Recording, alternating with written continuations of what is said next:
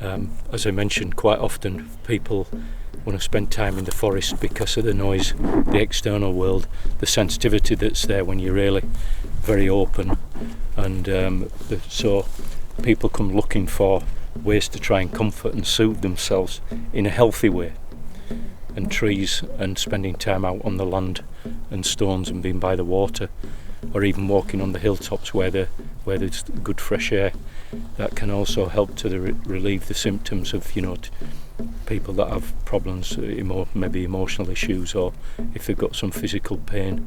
Trees are very good. We're going to practice some of that today, asking trees to help to take the pain down. If anybody's got any aches and pains, let's see how we get on with it, see if they're open to it. So okay, so let's walk on a little bit further.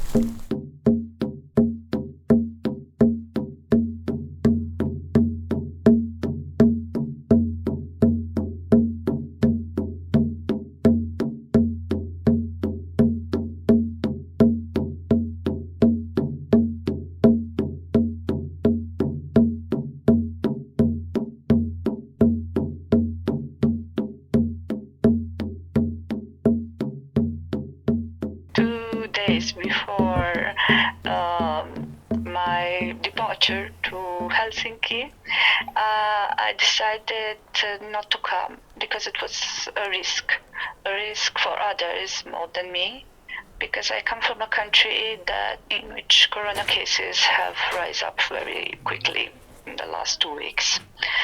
So I decided together with Katya and Maria, to do this online experiment.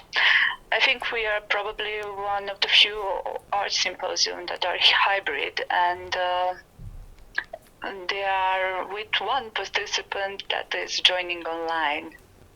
It is an experience. Do you see Ismara anything? Yes, I see your hand. Anything else? Hello. Can you see us? Yes. Yes, it's good. I can see you. I can see the group.